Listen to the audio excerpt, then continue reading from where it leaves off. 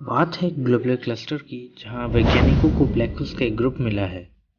वैज्ञानिकों ने एक्सपेक्ट किया था कि इस ग्लोबुलर क्लस्टर के दिल यानी कोर में एक इंटरमीडिएट ब्लैक होल के मिलने की, पर उन्हें वहां बहुत सारे छोटे छोटे ब्लैक होल्स घूमते हुए मिल गए। तो हेलो दोस्तों, मैं हूँ यूनिवर्स इन हिंदी। आपका स्वागत है मेरे यूट्यूब चैनल पर और हम आज की वीडियो में आगे बढ़ते हैं। नासा और यूरोपियन स्पेस एजेंसी के हबल स्पेस टेलीस्कोप से मिले डाटा के अनुसार वैज्ञानिकों ने पहला ऐसा कोलैप्स यानी धंसता हुआ ग्लोबुलर क्लस्टर को देखा है जिसके कोर में ब्लैक होल्स की मात्रा बहुत ज़्यादा है। असल में ग्लोबुलर क्लस्टर बहुत ज़्यादा डेंस तारों का घर होता है जो कि एक दूसरे की बहुत कम दूरी पर होते हैं। इन ग्लोबुलर क्लस्टर्स की उम्र भी बहुत पुरानी होती है, पर इस ग्लोबुलर क्लस्टर यानी NGC 6397 की वैज्ञानिकों ने जब स्टडी की तब उन्हें ये पता चला कि इस ग्लोबुलर क्लस्टर की उम्र लगभग हमारे यूनिवर्स के एज के बराबर है। ये ग्लोबुलर क्लस्टर हमारे धरती से 7800 प्रकाश वर्ष दूर हमारे धरती के सबसे पास ग्लोबुलर क्लस्टर की कैटेगरी में भी आता है।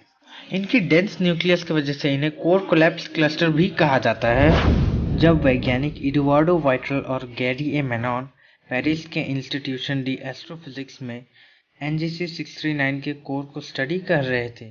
तब उन्हें इस ग्लोबुलर क्लस्टर के सेंटर में एक इंटरमीडिएट मास ब्लैक होल के मिलने के एविडेंस मिले थे। असल में इंटरमीडिएट मास ब्लैक होल किसी गैलेक्सी के सेंटर में स्थित सुपरमैसिव ब्लैक होल से छोटे और स्टेलर मास ब्लैक होल से साइज में बड़े होते हैं, जो कि किसी मैसिव स्टार के कोलैप्स होने पर फॉर्म करता है। किसी ब्लैक होल के एवोल्यूशन में ये इंटरमीडिएट मास ब्लैक होल बहुत समय से मिसिंग दिखाई देते आए हैं, इतना तक कि इनके एग्जिस्टेंस पर भी बहुत सारे डिबेट हो चुके हैं, लेकिन इनमें से सिर्फ आज तक हमें कुछ ही टाइप के ब्लैक होल्स मिल पाए हैं। एक इंटरमीडिएट मास ब्लैक होल को ढूंढने के लिए वाइट्रल और मेमॉन ने इस क्लस्टर के स्टार्स के पोजीशन और वेलोसिटीज को एनालाइज किया। उन्होंने पुराने एस्टिमेट्स को एनालाइज किया, जिसमें हबल ने अपनी इमेजेस में इन तारों के प्रॉपर मोशन को डिटेक्ट किया, जो कि कई लाइट ईयर्स तक फैले हुए थे।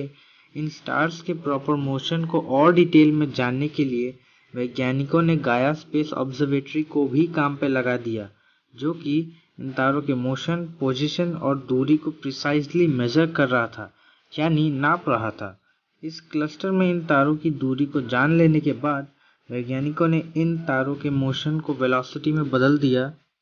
मेमॉन ने एक्सप्लेन किया कि उनके एनालिसिस इंडिकेट कर रही है कि ये तारे पूरे ग्लोबुलर क्लस्टर में इधर उधर घूम रहे हैं, जबकि अगर हम सिस्टमैटिकली सोचें तो उन्हें एक दूसरे के सर्कुलर ऑर्बिट नहीं तो एक दूसरे को एलोंगेटेड यानी अंडाकार ऑर्बिट में ऑर्बिट करना चाहिए था। इस पे वैज्ञानिक वाइट्रल कहते हैं कि उन्हें इस क्लस्टर के सेंट्रल डेंस रीजन में इनविजिबल मास यानी ना दिखने वाले मैटर के होने के पुख्ता सबूत मिले हैं, पर वो तो तब ज़्यादा चौंक गए जब उन्हें पता चला कि ये इनविजिबल एक्स्ट्रा मास सिर्फ किसी एक जगह पर ही नहीं, पर वो तो पूरे क्लस्टर में फैला है। ये इनविजिबल मास मरे हुए मैसिव स्टार्स के रेमिनेंट्स यानी अवशेष जैसे वाइट ड्वार्फ, न्यूट्रॉन स्टार्स या फिर ब्लैक होल से मिलकर बने होंगे। उन मैसिव स्टार्स के इनर रीजन्स के उन्हीं के ग्रेविटी में कोलैप्स होने के बाद ये बने होंगे, जब उनका न्यूक्लियर फ्यूल खत्म हो गया होगा।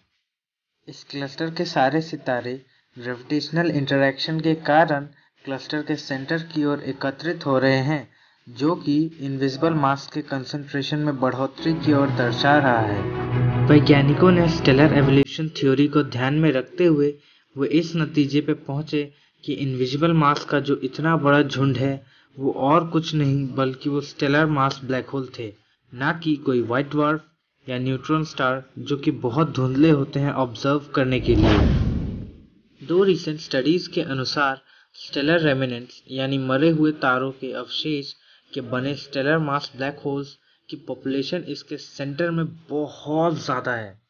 इस पे वैज्ञानिक वाइट्रल कहते हैं कि हमारी स्टडीज ही पहली ऐसी खोज है जिसमें किसी ऐसे ग्लोबुलर क्लस्टर के शेप और दिखावट की बात की गई हो जिसका सेंटर ज़्यादातर ब्लैक होल के कलेक्शन से बना है, यानी एक कोर कोलैप्स क्लस्टर। इस पे वैज्ञानिक मेमॉन जोड़ते हुए कहते हैं कि उनकी स्टडी बिना हबल और गाया के पूरी ही नहीं हो पाती, जिसमें हबल ने अपनी डाटा में इस क्लस्टर के अंदरूनी हिस्सों की जानकारी दी और गाया ने अपनी डाटा में इनके बाहरी ऑर्बिटल शेप्स को बताया, जिसमें हमें इन स्टार्स की वेलोसिटीज का पता चला और उन स्टार्स के बैकग्राउंड का भी, जो इस क्लस्टर के अंदरूनी भाग में स्थित थे।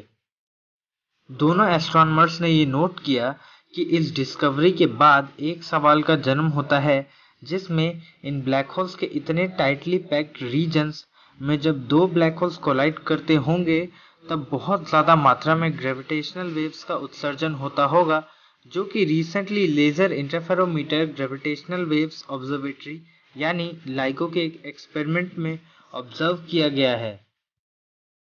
अब आपके इस डिस्कवरी पर क्या विचार है वो मेरे को ज़रूर कमेंट करना नीचे, और जाने से पहले इस वीडियो को लाइक कर देना और मेरे चैनल को सब्सक्राइब कर देना, और इस वीडियो को तो पक्का अपने दोस्तों के साथ शेयर करना। Thanks for watching.